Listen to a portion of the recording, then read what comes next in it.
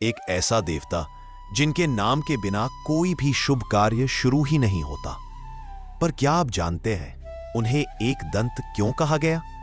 और वह कौन सा पल था जब सोने चांदी से जगमगाते महलों में रहने वाला कुबेर, जो स्वयं को धन का राजा मानता था, एक छोटे से बालक गणेश के सामने किस तरह नतमस्तक हो गया? आज हम आपको सुनाने जा रहे हैं गणपति बप्पा की वह अद्भुत कथा जो आपके मन को भक्ति और भाव से भर देगी। यकीन मानिए, इस कथा के अंत तक आपके मन में भी गणपति बप्पा के लिए भक्ति और भी गहरी हो जाएगी। तो आइए आज हम इन पौराणिक घटनाओं की गहराई में चलते हैं। गणेश जी का स्वरूप ही अद्भुत है।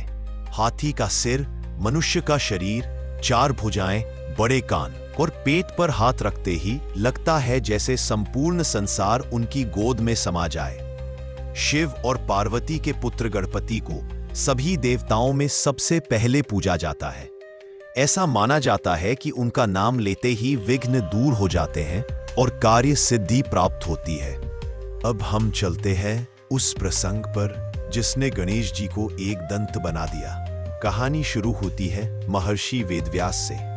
महाभारत की रचना होनी थी, लेकिन इतनी विशाल कथा को लिखने के लिए उन्हें एक ऐसे लेखक की जरूरत थी जो बिना थके, बिना रुके लिख सके। देवताओं ने उन्हें सलाह दी, भगवान गणेश से कहिए, वही इस कार्य को पूर्ण कर पाएंगे।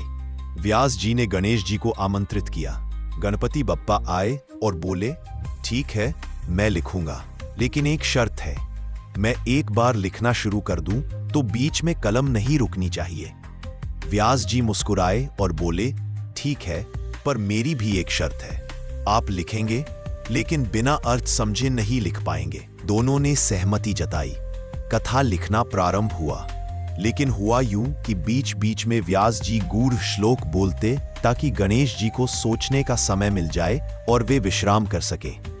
लिखते लिखते एक दिन गणेश जी की लेखनी टूट गई। अब शर्त तोड़ना उन्हें स्वीकार नहीं था। उन्होंने तुरंत अपना दाहिना दांत तोड़ लिया और उसे लेखनी बना लिया। उस दिन से वे एक दंत कहलाए। सोचिए, यह सिर्फ एक दांत तोड़ना नहीं था, यह त्याग था, यह एकाग्रता का प्रतीक था। गणपति ने दिखा दिया कि जब संकल्प लिया हो तो उसके लिए अपने सुख दुख की परवाह नहीं करनी चाहिए। एक और कथा भी प्रचलित है। कहते हैं एक बार भगवान परशुराम कैलाश पर्वत पर भगवान शिव के दर्शन करने पहुंचे। शिव जी ध्यान में लीन थे। गणेश जी द्वार पर पहरा दे रहे थे। जब परशुराम जी ने प्रवेश करना चाहा, गणेश जी ने उन्हें रोका। पिता ध्यान में है, कृपया प्रतीक्षा कीजिए। परशुराम जी को यह अपमान लगा। क्रोध में भरकर उन्होंने कहा, अरे तुम कौन होते हो मुझे रोकने वाले? मैं स्वयं शिव भक्त हूं। लेकिन गणेश जी अड़िग रहे। उन्होंने कहा, जब तक पिता का आदेश न हो कोई अंदर नहीं जा सकता। गणपति का यह दृढ़ निश्चय परशुराम को रास नहीं आया। उन्होंने अपना फरसा उठाया और आक्रोश में वार कर दिया। फरसा सीधा गणेश जी के दांत पर लगा। उनका एक दांत टूट गया। तभी से वे एक दंत के नाम से प्रसिद्ध हुए। मित्रों, यहां भी हमें यही शिक्षा मिलती है कि कर्तव्य निभाने के लिए चाहे कितनी भी कठिन परिस्थिति क्यों न आ जाए, पीछे नहीं हटना चाहिए। अब आती है वह कथा जो कुबेर और गणेश जी से जुड़ी है। कुबेर, जिन्हें धन का देवता कहा जाता है, उनके पास असीम संपत्ति थी, स्वर्ण महल थे, रत्नों के भंडार थे। लेकिन उनके मन में धीरे धीरे घमंड घर कर गया। उन्हें लगने लगा कि संसार में ऐसा कोई नहीं जिसे वे अपने धन से प्रसन्न न कर सकें। एक दिन उन्होंने सोचा, मैं भगवान शिव और पार्वती को अपने महल में भोजन के लिए आमंत्रित करूंगा। मैं उन्हें दिखाऊंगा कि मेरे पास कितना वैभव है। वे कैलाश पहुंचे और बोले, भगवान शिव, माता पार्वती, कृपा करके मेरा निमंत्रण स्वीकार कीजिए। मैं आपके लिए भव्य भोज का आयोजन कर रहा हूं। शिव जी मुस्कुराए और बोले, कुबेर, हम नहीं आएंगे, लेकिन हम अपने पुत्र गणेश को भेजेंगे। कुबेर को लगा, अरे यह तो और भी अच्छा है। गणेश बालक है, मेरा वैभव देखकर अवश्य प्रभावित होंगे। गणेश जी कुबेर के महल पहुंचे। कुबेर ने उनका भव्य स्वागत किया।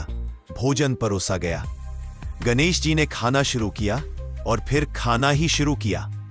थोड़ी ही देर में जो कुछ सामने था सब खा गए। पकवान खत्म हो गए तो बर्तन खा गए, बर्तन खत्म हुए तो कुबेर का भंडार खा गए। अनाज, रत्न, सोना, चांदी सब चट कर गए।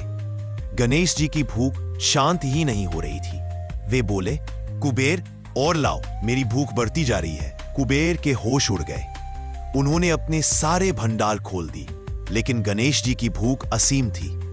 अब तो कुबेर कांपते हुए शिव पार्वती के पास पहुंचे और बोले, भगवान बचाइए, आपके पुत्र ने मेरा सब कुछ खा लिया, पर उनकी भूख शांत नहीं हो रही। शिव जी ने मुस्कुराकर कहा, कुबेर, तुम अहंकार में थे कि धन से सबको तृप्त कर सकते हो, लेकिन सच्ची तृप्ति तो भक्ति से होती है, विनम्रता से होती है। जाओ, गणेश को एक मुट्ठी चावल भक्ति से अर्पित करो। कुबेर तुरंत गए।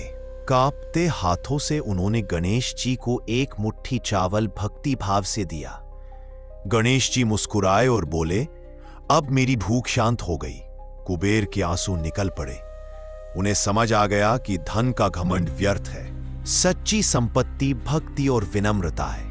मित्रों, इन दोनों कथाओं से हमें गहरी शिक्षा मिलती है। गणेश जी के एक दंत रूप से हम सीखते हैं कि जब भी कोई संकल्प ले तो उसे पूरा करने के लिए त्याग करने से पीछे न हटे। एकाग्रता और दृढ़ता से ही महान कार्य पूरे होते हैं। और कुबेर की कथा से हम सीखते हैं कि धन चाहे कितना भी क्यों ना हो, अगर उसमें भक्ति और विनम्रता न हो तो उसका कोई मूल्य नहीं। सच्ची तृप्ति केवल भगवान की कृपा और सच्चे मन से की गई सेवा से ही मिलती है। तो मित्रों, यह थी गणेश जी की अद्भुत कथा, कैसे वे एक दंत बने और कैसे उन्होंने धन के देवता कुबेर को सच्चा मार्ग दिखाया। आइए हम सब भी गणपति बप्पा से यही प्रार्थना करें कि वे हमारे जीवन से विघ्न दूर करें, हमें एकाग्रता और त्याग की शक्ति दें और सबसे जरूरी हमारे भीतर से अहंकार मिटाएं। अगर आपको यह कथा अच्छी लगी हो तो कृपया हमारे चैनल को लाइक, सब्सक्राइब जरूर करें और कमेंट में गणपति बप्पा मोरया जरूर लिखें, ताकि ऐसी ही और पौराणिक कथाएं आप तक पहुंचती रहे।